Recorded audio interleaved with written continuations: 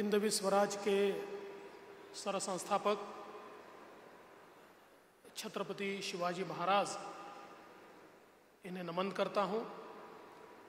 भारतीय राज्य घटना के शिल्पकार, संविधान के निर्माता डॉक्टर बाबा साहेब आम्बेडकर, इन्हें मानवंदना अर्पित करता हूँ। मंच पर उपस्थित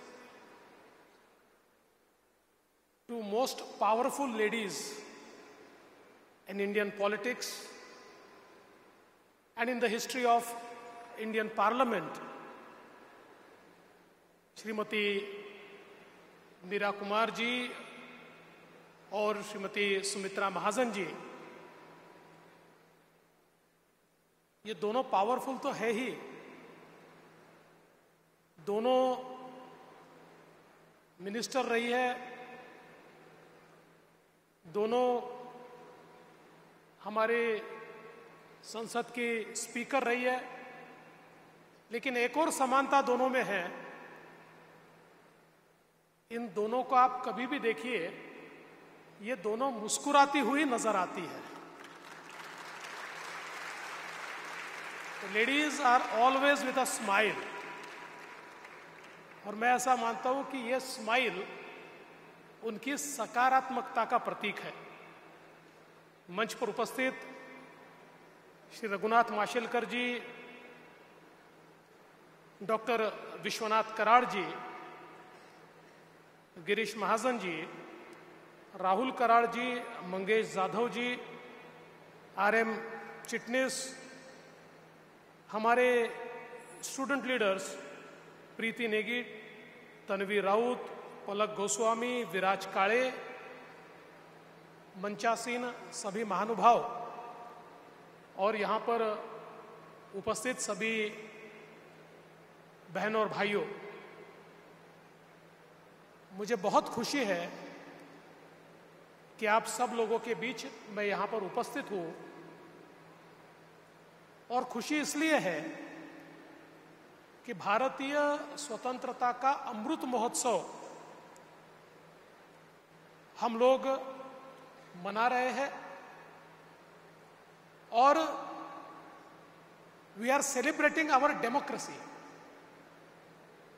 हम लोग हमारे लोकतंत्र का पर्व मना रहे हैं, लोकतंत्र पर गर्व कर रहे हैं।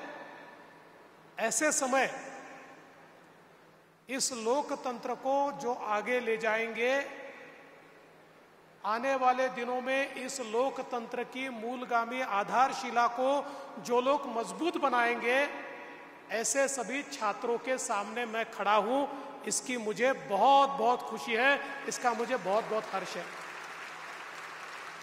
और आज मराठवाड़ा मुक्ति दिवस भी है। हम जानते हैं कि भारत की स्वतंत्रता के बाद 1 साल 1 महीना और 3 दिन, करीब 2 दिन मराठवाड़ा ये निजाम के राज में एक प्रिंसली स्टेट के रूप में, एक स्वतंत्र राज्य के रूप में था। और मराठवाड़ा के नेताओं ने और सरदार वल्लभ भाई पटेल ने 17 सितंबर 1948 को मराठवाड़ा को मुक्ति दिलाई। और आज उसका भी एक बहुत महत्वपूर्ण दिवस है। किंतु आजादी का अमृत महोत्सव ये केवल राजनीतिक आजादी का अमृत महोत्सव नहीं है। हमें आजादी के अमृत महोत्सव पर गुलामी की जो जो जंजीरें हमारे मन पर, हमारे दिमाग पर, हमारे मस्तिष्क पर, हमारे विचारों पर है, ऐसी सारी जंजीरों को समाप्त करना है, तभी हम आजाद हो पाएंगे। और इसीलिए हमारे प्रधानमंत्री मोदी जी ने यह कहा है कि हम लोग गुलामी की अंतिम जंजीर को जब तक तोड़ते नहीं है, तब तक पूरे तरीके से हम आजाद नहीं हो पाएंगे। और मैं ऐसा मानता हूं कि उस ओर हम अग्रसर हुए हैं। आज जब हम विचार करते हैं तो जिसका उल्लेख पूर्व वक्ताओं ने भी किया, एक बहुत बड़ी परंपरा हमारे देश की है। As a civilization we are the oldest civilization. और आज तो हम लोग देखते हैं कि पश्चिमी सभ्यताएं जिनका उल्लेख किया जाता है वो सभ्यताएं 4000 5000 साल पुरानी है, किंतु भारत की सभ्यता अब जिस प्रकार से राखी गढ़ी या बिरान्ना में हम लोगों को उस समय के अवशेष मिले हैं, हमारी सभ्यता कम से कम आधुनिक रूप में, विकसित रूप में 10,000 वर्ष पुरानी है। दुनिया की सबसे पुरानी सभ्यता के प्रतीक हम हैं। दुनिया की सबसे ओल्डेस्ट यूनिवर्सिटी, सबसे पुराना विश्वविद्यालय हमारे देश में। दुनिया की सब प्रकार की विज्ञान की अवधारणाएं हमारे देश में। लेकिन गुलामी ने हमें ऐसा जकड़ा कि अंग्रेज तो चले गए, पर आज भी हमारे विचारों पर जो उनका प्रेशर है वो हम खत्म नहीं कर पाए। और इसलिए मैं ऐसा मानता हूं कि आजादी के 75 वर्ष के बाद जो पीढ़ी मेरे सामने बैठी है, उस पीढ़ी को ये ध्यान में रखना होगा कि हम लोग एक जब ऐसे भारत की परिकल्पना करते हैं जो विकसित भारत है, जो विश्व गुरु है, तो ये केवल परिकल्पना नहीं है, ये केवल अवधारणा नहीं है। इस प्रकार के रोल में भारत रह चुका है, किंतु गुलामी के कारण और हमारी कुप्रथाओं के कारण, हमारी कुरीतियों के कारण हम गुलाम बने और गुलामी के कारण उस स्थान से हम नीचे गए। फिर एक बार वहां अगर पहुंचना है तो सबको मिलकर प्रयास करना पड़ेगा। कोई एक व्यक्ति के प्रयासों से हम वहां नहीं पहुंच सकते, पूरे देश को प्रयास करना पड़ेगा। और इसीलिए हमारे प्रधानमंत्री जी कहते हैं, सबका साथ, सबका विकास, सबका विश्वास और सबका प्रयास। सबका प्रयास ये बहुत महत्वपूर्ण है कि जिसके कारण हम इस देश को आगे ले जा सकते हैं। और हम सब लोग तो छात्र हैं, कोई ना कोई यूनिवर्सिटी को बिलोंग करते हैं, विद्यापीठ को बिलोंग करते हैं। लेकिन आजकल हम जो छात्र हैं ये 2 यूनिवर्सिटी में काम करते हैं। एक हमारी यूनिवर्सिटी जिसमें हम पढ़ते हैं और दूसरी यूनिवर्सिटी व्हाट्सएप की, सोशल मीडिया की। ये व्हाट्सएप की यूनिवर्सिटी में रोज जो झूठ आता है, जो गलत गलत बातें आती है, उनसे हमारे मन में नकारात्मकता पैदा होती है।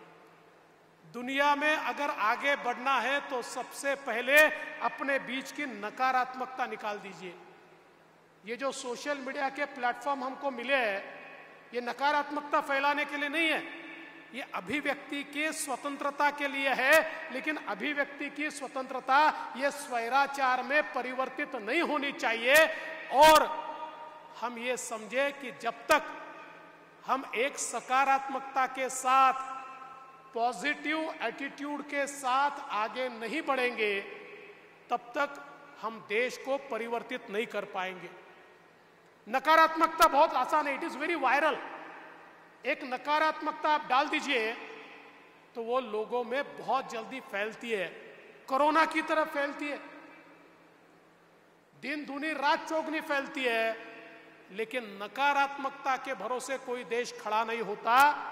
देश खड़ा होता है संभावना के आधार पर, देश खड़ा होता है हिम्मत के आधार पर, देश खड़ा होता है युवाओं के आधार पर, देश खड़ा होता है विचारों के आधार पर, देश खड़ा होता है मूल्यों के आधार पर। और जब तक इन मूल्यों को हम नहीं समझेंगे, तब तक हम इस देश को बड़ा नहीं कर पाएंगे। और इसलिए कई बार जब हम लोग ये कहते हैं कि देश हमें सब कुछ देता है, तो हम अपने देश के लिए क्या करते हैं, इसका जब हम विचार करते हैं तो मैं इतना ही कहना चाहता हूं कि देश के लिए करना सीमाओं पर जाकर लड़ना सब लोगों के लिए संभव नहीं है, हर जगह नेतृत्व करना सब लोगों के लिए संभव नहीं है। कम से कम हम कोई तो ऐसी चीजें करें, हमारे कर्तव्य पथ पर जो हमसे अपेक्षित है, छोटी छोटी चीजें करें, हमारे कर्तव्यों का निर्वहन करें, तब भी हम देश के विकास में कंट्रीब्यूट कर सकते हैं। आज देखिए, देश बहुत तेजी से आगे बढ़ रहा है और किसी भी देश के विकास में सबसे महत्वपूर्ण क्या होता है? वो होता है समावेशी विकास, इंक्लूसिव ग्रोथ। अगर हम सबको लेकर साथ आगे नहीं बढ़ेंगे तो देश आगे नहीं बढ़ पाएगा।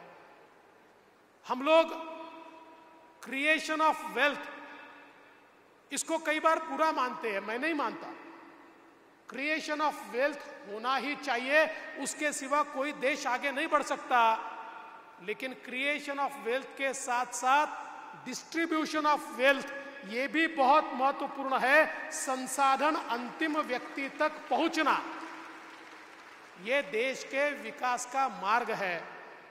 आज देखिए, भारत की स्वतंत्रता के 70 वर्ष के बाद एक प्रधानमंत्री के दिमाग में यह आता है कि मेरे देश में ऐसे कई परिवार हैं जिनके पास बैंकों का खाता नहीं है।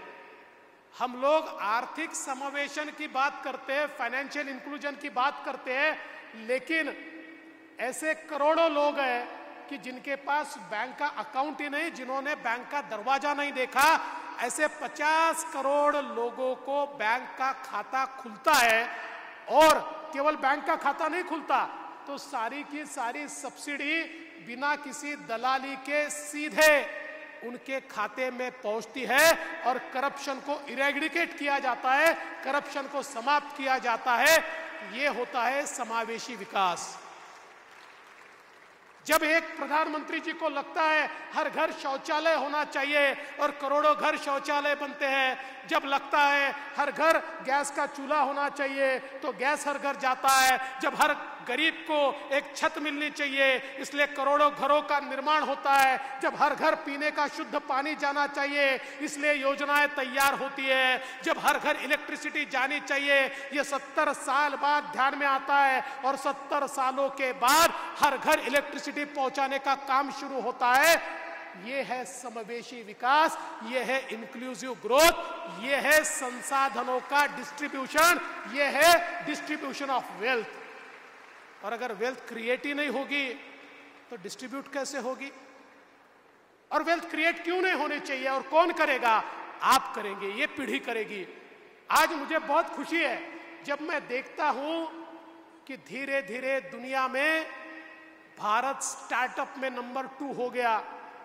और ये स्टार्टअप एक ऐसा डिस्रप्शन है कि जिसमें कोई गली का लड़का भी एक दिन एंटरप्रेन्योर बन जाता है। और जब स्टार्टअप यूनिकॉर्न में परिवर्तित होता है तो मैं ये देखता हूं कि एक सामान्य व्यक्ति 4 साल पहले जिसका कोई वजूद नहीं था, जिसको कोई जानता नहीं था, ऐसा व्यक्ति भी एक यूनिकॉर्न तैयार कर देता है। और यूनिकॉर्न तैयार करके देश में वेल्थ का क्रिएशन तो करता ही है, लेकिन उसके साथ साथ वो हजारों लाखों लोगों के हाथ को काम देता है। और मुझे लगता है कि ये जो हमारी एबिलिटी है, ये जो हमारी ताकत है, यही ताकत भारत को आगे ले जा सकती है। आज जिस कगार पर हम खड़े, हमारे गिरीश महाजन जी ने कहा, ये बात सही है, आज देश और दुनिया में भारत का एक अपना वजूद है, भारत की एक अपनी ताकत है और दुनिया ये मानती है, एक पावर के रूप में हमको मानती है। आज हम दुनिया की 5वीं सबसे बड़ी अर्थव्यवस्था बने हैं और जल्दी ही दुनिया की 3री सबसे बड़ी अर्थव्यवस्था हम बनने वाले हैं। हम 5 ट्रिलियन इकोनॉमी की बात करते हैं, महाराष्ट्र में हम 1 ट्रिलियन इकोनॉमी की बात करते हैं। ये 5 ट्रिलियन और 1 ट्रिलियन की जो बात है, इस बात को हम कैसे पूरा कर पाएंगे? तो हमारे सामने जो छात्र बैठे हैं या इस देश की जो तरुणाई है, इस तरुणाई को मात्र तरुणाई अगर हम रखेंगे तो देश तरक्की नहीं करेगा। इस तरुणाई को मानव संसाधन में परिवर्तित करना होगा। और मानव संसाधन में परिवर्तित करना, इसका मतलब क्या है? तो इस तरुणाई को इस काबिल बनाना कि देश की अर्थव्यवस्था का एक भाग वो बन पाए, देश की अर्थव्यवस्था में प्रतिभागी वो बन पाए, अर्थव्यवस्था में वो कंट्रीब्यूट कर पाए और उनके माध्यम से देश की अर्थव्यवस्था चले। और मुझे ऐसा लगता है आज देश में जो नई शिक्षा नीति हमारे देश ने लाई है, ये नई शिक्षा नीति हमारे देश को आगे ले जाएगी। क्योंकि इससे पहले हमारी शिक्षा नीति स्टैटिक थी, बहुत स्टैटिक हम काम करते थे। अगर मैं कॉमर्स पढ़ता तो मैं कॉमर्स ही पढ़ सकता था, मैं कॉमर्स के साथ साइंस नहीं पढ़ सकता था, मैं इंजीनियरिंग के साथ इकोनॉमिक्स नहीं पढ़ सकता था। लेकिन अब नई शिक्षा नीति में मैं जो भी पढ़ना चाहूँ वो पढ़ सकता हूँ। और नई शिक्षा नीति का सबसे बड़ा अगर कोई गुण है तो हमारी शिक्षा पद्धति अप्लाइड हो रही है। हम केवल किताबी कीड़े नहीं बनेंगे, ज्ञान तो बहुत है, लेकिन आज से 10-15 साल पहले जब हमारे देश में सर्वे हुआ और उस सर्वे में यह पाया गया कि अगर 100 इंजीनियर भारत में बनते हैं तो उसमें से 25 इंजीनियर कॉम्पिटेंट है और 75 इंजीनियर इनकॉम्पिटेंट है, वो एम्प्लॉयबल नहीं है। तो इस प्रकार की शिक्षा देश में डिग्री होल्डर तैयार करती है, लेकिन एम्प्लॉयमेंट के लायक या देश के हमारे जो अर्थव्यवस्था उसमें कंट्रीब्यूशन करने लायक हमारे समाज का निर्माण नहीं होता। अब नई शिक्षा नीति में हम लोग एम्प्लॉयबल इस प्रकार का मानव संसाधन, ह्यूमन रिसोर्स तैयार करने वाले हैं। लेकिन मैं ऐसा मानता हूं कि भारत की सबसे बड़ी ताकत क्या है? भारत की सबसे बड़ी ताकत है हमारा विचार, भारत की सबसे बड़ी ताकत है हमारी सहिष्णुता, भारत की सबसे बड़ी ताकत है कि हमने कभी किसी पर आक्रमण नहीं किया, हमने दुनिया को जीता तो विचारों से जीता, गौतम बुद्ध के विचारों से। हमने पूरे एशिया पर राज किया, लेकिन कभी हम तलवार लेकर नहीं निकले, तलवार के बलबूते पर दुनिया को जीतने का प्रयास हमने कभी नहीं किया। दुनिया भर के बहिष्कृतों को, परिष्कृतों को हमने भारत में पनाह दी। भारत ने कभी उनको ये नहीं पूछा कि आप यहाँ क्यों आते हो, क्या ये धर्मशाला है, हम आपका भार क्यों वहन करें? क्योंकि वसुधैव कुटुंबकम समझने वाले हम लोग हैं, ये पूरा विश्व हमारा परिवार है, ये कहने वाले हम लोग हैं। और फिर एक बार उसी वसुधैव कुटुंबकम की संकल्पना को आगे ले जाने का काम आने वाले दिनों में हमें करना होगा। और इसलिए हमारे लोकतंत्र में सबसे महत्वपूर्ण बात अगर कोई होगी तो हमारी सहिष्णुता होगी। हम एक दूसरे को साथ में लेकर आगे बढ़ेंगे, हमारे बीच विवाद न हो, विचारों का विवाद हो सकता है लेकिन संवादहीनता न हो, हमारे बीच दरार न हो, हमारे बीच दीवार न हो। इस प्रकार की जब हम व्यवस्था को खड़ा करेंगे और छोटी छोटी चीजें जो हम में भेद करती है, इन चीजों को जब हम समाप्त करेंगे, और सबसे बड़ी बात, इस देश में हमारे प्रधानमंत्री जी ने एक बहुत बड़ा यज्ञ शुरू किया है, एक बहुत बड़ा आंदोलन शुरू किया है, और यह आंदोलन है भ्रष्टाचार के विरोध का। मैं इस पीढ़ी से यह निवेदन करना चाहता हूं, अगर हमारा देश आगे नहीं बढ़ पाया तो उसका एक कारण है भ्रष्टाचार। और इस भ्रष्टाचार को जब तक हम समूल नष्ट नहीं करते, जब तक इस देश में भ्रष्टाचारियों को बहिष्कृत नहीं किया जाता, जब तक भ्रष्टाचार को शिष्टाचार के रूप में इस देश में स्वीकारा जाता है, तब तक हम आगे नहीं बढ़ पाएंगे। और मैं इस छात्र संसद से ये निवेदन करना चाहता हूं कि हम सब लोग मिलकर इस भ्रष्टाचार को जड़ से मिटाने का काम करें। और अगर भ्रष्टाचार को जड़ से मिटाना है तो हम भ्रष्टाचारी न बने, ये तो है, भ्रष्टाचार को मदद न करें ये भी है, लेकिन भ्रष्टाचारियों को चुनाव में चुनकर भी ना दे, ये भी बहुत महत्वपूर्ण है। क्योंकि भ्रष्टाचारियों को जब हम चुनकर देते हैं तो हम मुहर लगाते हैं कि आप चाहे जितना पैसा कमाओ, पैसे में से फिर सत्ता लाओ, फिर सत्ता से पैसा कमाओ। ये जो पैसा और सत्ता का सूत्र है, इस सूत्र को आशीर्वाद देने का काम जनता करती है।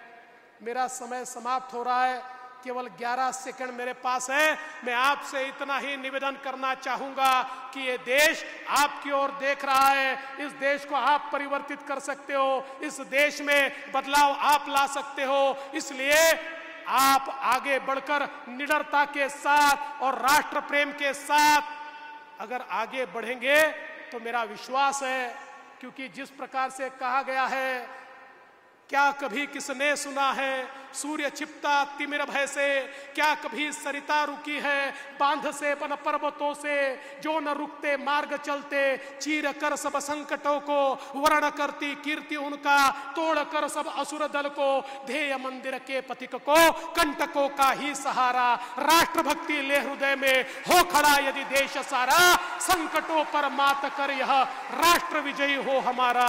इस राष्ट्र विजय की संकल्पना के साथ बहुत बहुत धन्यवाद। जय हिंद, जय महाराष्ट्र, जय भारत।